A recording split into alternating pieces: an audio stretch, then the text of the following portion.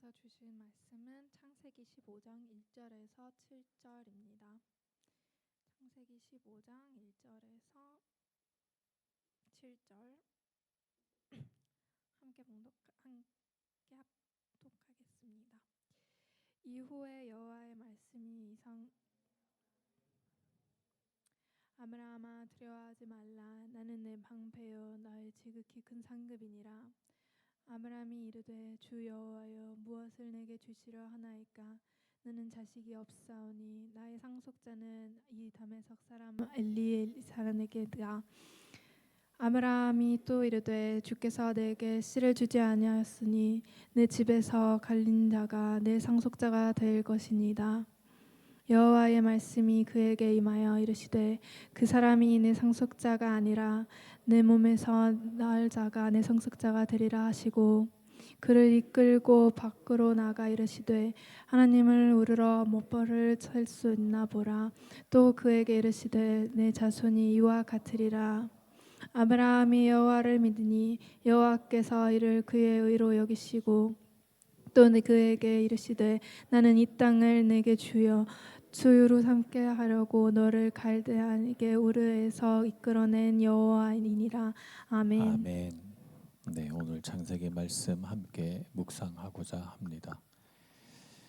아브라함이라고 하는 사람은 이제 창세기로 말하자면 11장까지 인류의 전 역사를 서술하고 난 뒤에 창세기 12장에서부터는 족장들의 역사를 기록하거든요. 족장들이라고 하면 믿음의 가문을 이룬 최초의 인물들을 소개하면서 그 가문이 대를 이어서 일가를 이루는, 그리고 그 일가가 마침내 한 민족이 되는 그 역사를 기록한 것이 족장 이야기다, 이렇게 말할 수가 있습니다. 창세기에서 참 특이한 것은 뭐냐면 인류의 전 역사에 대해서는 1장에서부터 11장까지 매우 짧게 서술하고 12장에서부터 50장까지 길게 서술하는 것은 뭐냐면 족장들의 역사예요. 하나님을 만난 사람들의 이야기죠. 그래서 우리가 창세기 읽을 때 주의해야 되는 것은 뭐냐면 옛날 옛적에 어떤 일이 있었나 라고 하는 것보다 하나님은 하나님의 사람을 만나서 어떤 방식으로 이끌어 가시고 그렇게 사람을 이끌어가는 방식으로 볼 때 하나님은 지금 나를 어떤 방식으로 이끌어 가시겠구나라고 하는 것을 유추해 보는 거예요. 그것이 창세기를 읽을 때 우리가 초점 맞춰야 하는 부분이죠. 그래서 오늘 아브라함을 하나님께서 부르셔서 창세기 12장에서부터 15장까지 좀 상당한 시간이 흘렀습니다. 그런데 다시 하나님이 아브라함을 부르셔서 하나의 약속을 해주시고 그 약속이 반드시 이루어질 것이라고 다시금 재차 말씀해 주십니다. 믿음으로 사는 삶은 어떤 삶인가, 오늘 말씀 속에서 세 가지를 제가 여러분들께 말씀드리고자 합니다. 첫째는 뭐냐면 불확실한 가운데에서 확실한 하나님의 은혜를 잡으라는 거예요. 아브라함은 원래 갈대아 우르라고 하는 지역에서 성장했습니다. 갈대아 우르는 굉장히 번성한 도시였죠. 당시 인구 25만 명 정도의 큰 도시였다고 합니다. 당시 큰 도시라고 해봐야 10,000명을 넘어가지 않는 그런 시대가 아주 고대였으니까요. 지금부터 한 4,000년 전이니까요. 그런 시대에 25만 명이라고 하면은 오늘날의 초거대 도시쯤 되는 것입니다. 그곳에서 아주 학문이 발전하고 의술이 발전하고 상업이 번창하는 그런 곳에서 얼마든지 안락하고 번성한 삶을 살아갈 수 있었는데 하나님이 아브라함을 부르시자 아브라함은 그 약속된 미래, 그 번성한 도시 우르에서의 안락한 삶을 버리고 하나님의 인도하심을 따라 사람들이 잘 살지 않는 인구 밀도가 아주 낮은 가나안 땅으로 오게 됩니다. 그가 그렇게 할 수 있었던 이유는 무엇이 불확실하고 무엇이 확실한가를 분명하게 구분할 줄 알았기 때문이죠. 우리는 생각합니다. 확실한 건 내 눈앞에 보이는 것이 확실하다고 생각하지만 사실은 그렇지 않죠. 이 세상의 것은 자꾸 변합니다. 가만 보면 인간관계도 변해요. 그죠? 우리는 인간관계가 확실하다고 생각하지만 인간관계도 자꾸 변해요. 내 마음이 변하기 때문에 인간관계가 변할 수도 있고 상대방의 상황이나 상대방이 어떤 가지고 있는 욕구가 달라짐으로 인해서 또 관계가 변할 수도 있어요. 그래서 인간관계는 계속 변해요. 여러분의 부모와 여러분의 관계도 확실한 것 같지만 계속 변해왔잖아요. 여러분이 성장함에 따라서 여러분이 가진 어떤 인생 목표가 달라짐에 따라서 계속 관계가 변하거든요. 여러분 앞으로도 변할 거예요. 관계만 변하는 것이 아닙니다. 세상 모든 만물들이 다 변합니다. 계절을 따라 변화하고 시대가 따라 변화하고 우리는 코로나 이전에 앞으로도 계속 이렇게 우리가 살아갈 것이라고 생각했지만 코로나를 겪고 나니까 코로나 팬데믹 이후에 삶은 많이 달라졌어요. 많이 달라지고 또 관계도 달라지고 제가 느낄 때 세대도 달라진 것 같아요. 유학 나오신 분들을 제가 만나보니까 변화하는 세상 속에서 확실한 것은 없더라. 우리 미래를 바라봐도 우리 미래도 마찬가지입니다. 우리 미래가 어떻게 될지 불확실합니다. 어떤 것을 선택해야 할지 어떤 길로 가야 할지 모든 것이 불확실하기만 하죠. 세상의 것은 다 불확실하다. 그 기반 자체가 변화하는 세상에 그 기반이 있기 때문에 불확실할 수밖에 없다는 것이죠. 확실한 건 무엇입니까? 변하지 않으시는 하나님만이 확실하죠. 그 변하지 않으시는 하나님, 신실하신 하나님께서 아브라함을 불러서 오늘 뭐라고 말씀하시는가 하면 15장 1절에 아브라함아 두려워하지 말라. 나는 내 방패여 너의 지극히 큰 상급이니라. 이렇게 말씀하십니다. 아브라함에게 하나님이 자기 자신을 어떻게 소개하는가 하면 나는 너의 방패다 이렇게 소개합니다. 내가 너의 삶을 보호하고 내가 너의 삶을 안전하게 하고 내가 너의 삶에 기쁨을 주는 존재, 너로 하여금 평안히 살게 해주는 방패라는 거예요. 그러니까 하나님이 나에게 그런 분이시구나 하는 것을 받아들이고 그러니까 나는 안전해, 나는 괜찮아 라고 될 수 있는 것이 믿음이에요.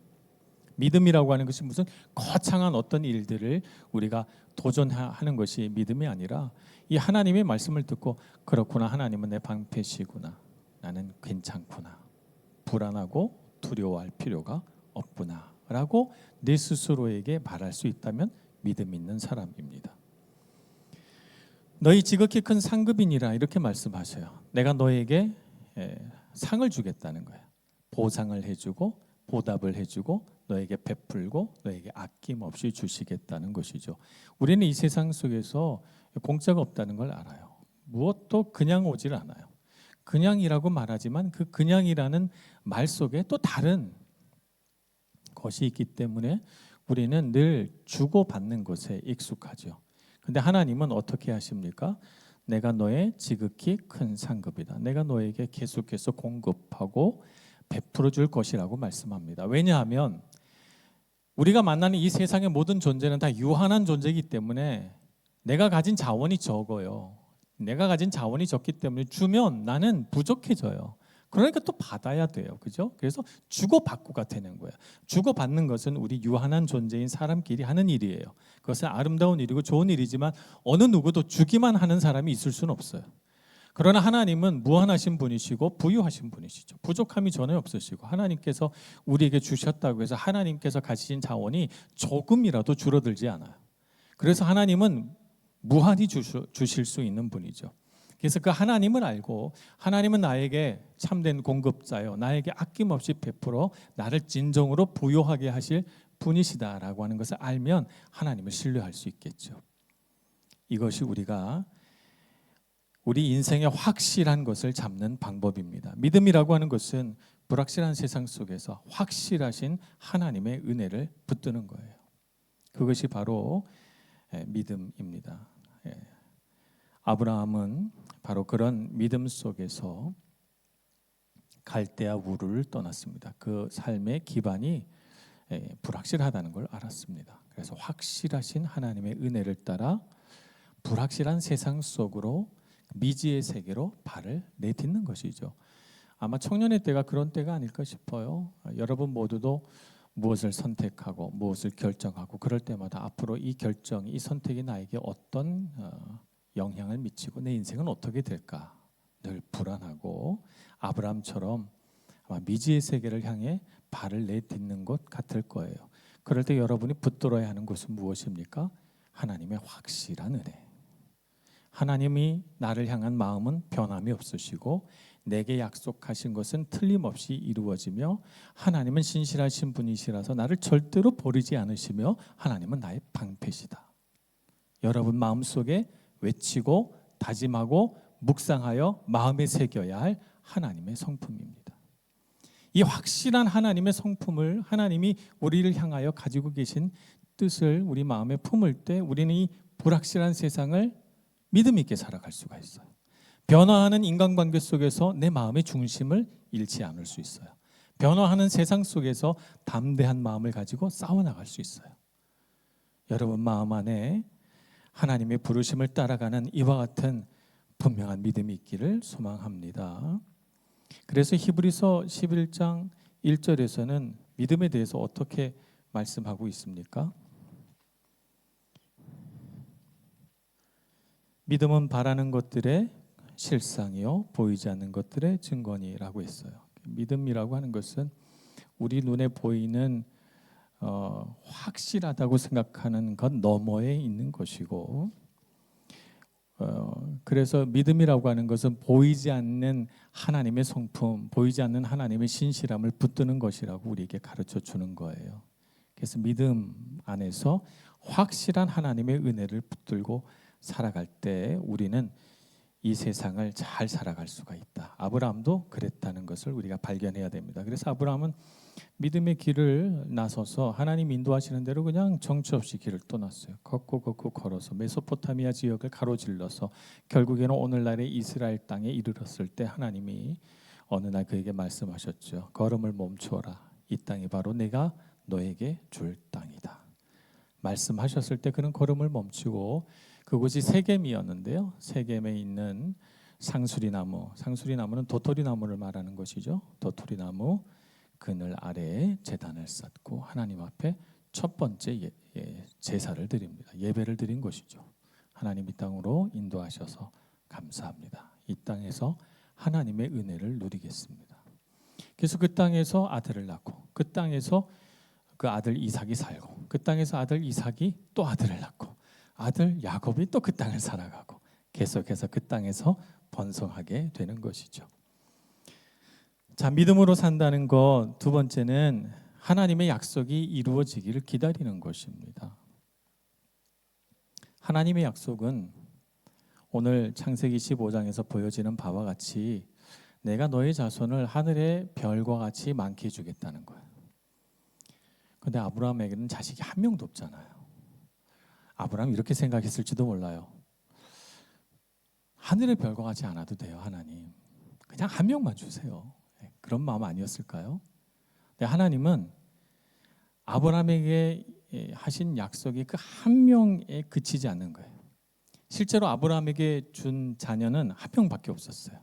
근데 하나님은 한 명을 주면서 아브라함의 후손들이 자식을 낳고 또 나와서 마침내 하늘의 별과 같이 많아질 그때를 상상하며 즐거운 마음으로 아브라함에게 아들을 주시는 거예요.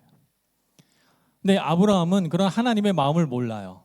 하나님의 마음을 모르니까 약속할 때 그냥 한 명이나 주시지 하늘의 별같이 말고 그냥 한 명만 주세요. 그랬을지 몰라요.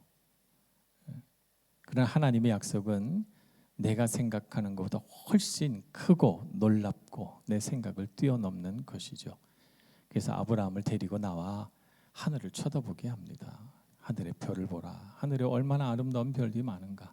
너의 자손들이 저렇게 많아져서 하늘의 별처럼 반짝이게 될 것이다 라고 가르쳐 주시죠. 정말 하나님이 약속하신 대로 그렇게 됐습니다.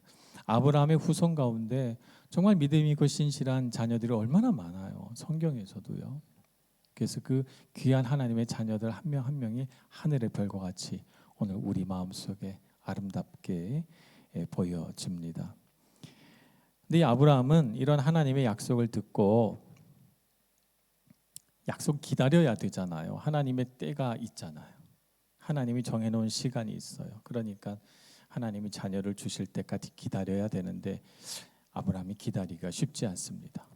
그래서 창세기 12장에 분명히 하나님이 너의 자손을 하늘의 별과 같이 땅의 모래와 같이 주시겠다 약속했건만 그는 마음속으로 생각하기를 나는 자식이 없으니 내 상속자는 내가 집에서 길러 나와 함께한 종 엘리에셀이 내 상속자가 되리라 이렇게 마음을 먹고 있는 거예요. 그의 아내 사라는 생각하기를 내가 자식이 없으니 이제 양수도 끊어지고 여성으로서 출산할 수 없는 나이에 접어들었으니 이제 내가 무슨 자식을 바라랴. 차라리 내 종 하갈을 내 남편에게 주어서 그래서 그 종을 통하여 자식을 보리라 하고 하갈을 통해서 자식을 낳으려고 합니다. 근데 하나님이 뭐라고 말씀하셔요? 하갈이 낳은 자식은 내가 너에게 주려고 하는 자손이 아니다 말씀하시죠. 물론 하갈에게도 복을 주셔서 그 이스마엘이라고 하는 아들을 통해서도 큰 민족을 이루게 하시지만 그러나 하나님이 아브라함에게 주시려고 했던 그 약속은 아니었던 거예요. 그는 마침내 육체적으로는 자녀를 낳을 수 없는 할머니 할아버지가 된 아브라함과 사라 사이에서 새 생명이 태어납니다. 그러니까 우리는 나의 시간을 가지고 하나님의 시간을 막 잡아당기려고 하는 조급함을 버려야 합니다. 신뢰함으로 하나님께서 이루실 때를 기다리는 것. 우리 삶에 기다림의 여유가 필요하고 인내심이 필요한 것이죠. 제가 아는 어떤 목사님은 신앙심이 좋으신 분으로 일반 평신도로 사셨어요. 이제 은퇴를 하시고 이제 직장 생활을 쭉 하시다가 한 60세 정도의 은퇴를 하시고 몇 년간을 이렇게 신앙생활을 하시다가 문득 자기 마음속에 깨달아진 것이 있었어요. 하나님이 나를 부르신다 이렇게 생각이 드는 것이죠. 보통 하나님이 젊은 사람들을 부르시지 나이 든 사람을 부르실 거라고 생각을 안 하고 몇 번을 하나님께 기도하고 또 기도했는데 하나님은 확실하게 자기를 부르신다고 느낀 것이죠. 그래서 연세 70세에 선교사를 나가십니다.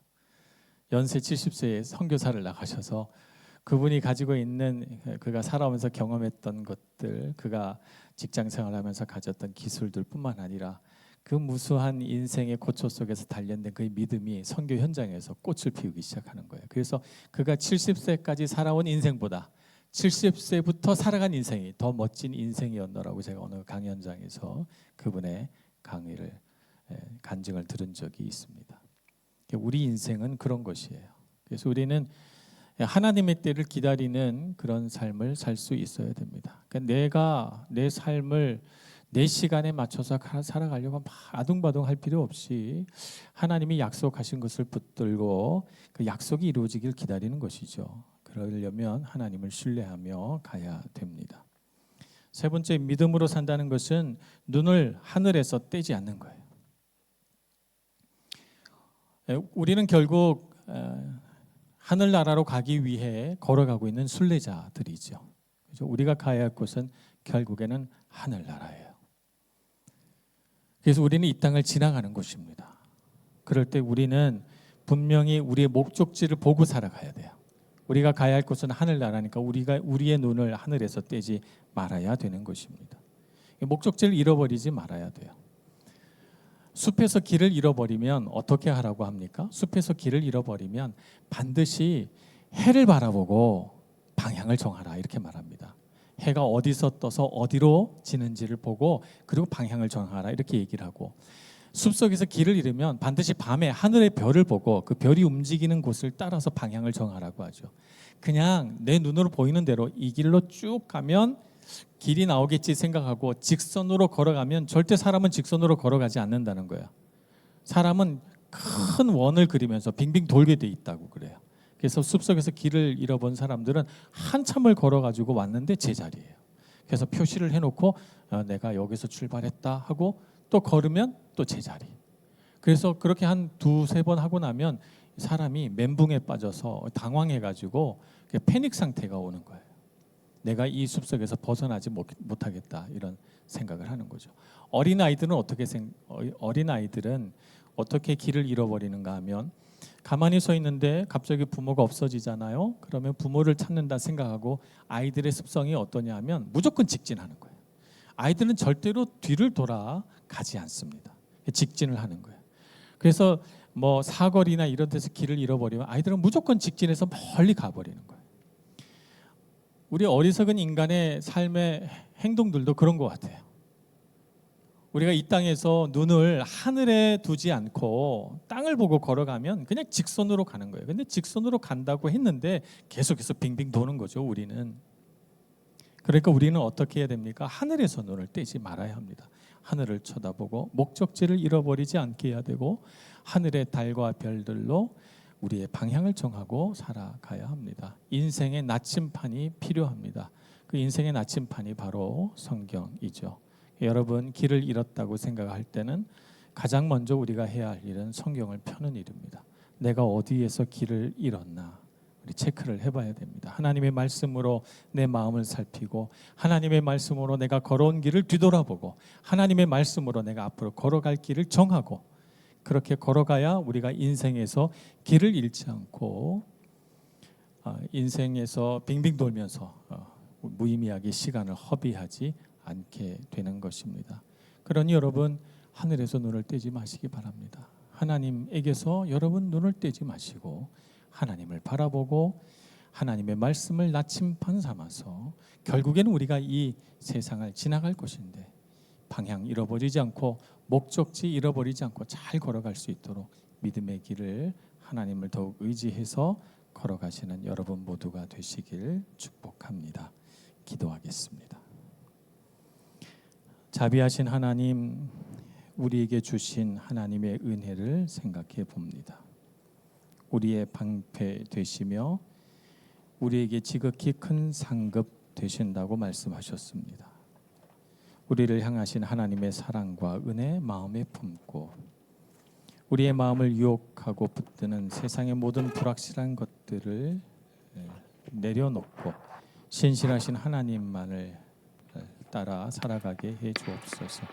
우리의 마음이 불안해질 때, 때로는 하나님의 부르심 앞에 망설이게 될 때마다 하나님 우리에게 찾아오셔서 말씀해 주시고, 하나님의 말씀으로 믿음 더욱 굳세게 하여 주님께서 오라 하신 그곳으로, 주님께서 가라 하신 그 땅으로 힘을 다하여 걸어가는 저희들 되게 해 주옵소서. 예수님의 이름으로 기도합니다. 아멘.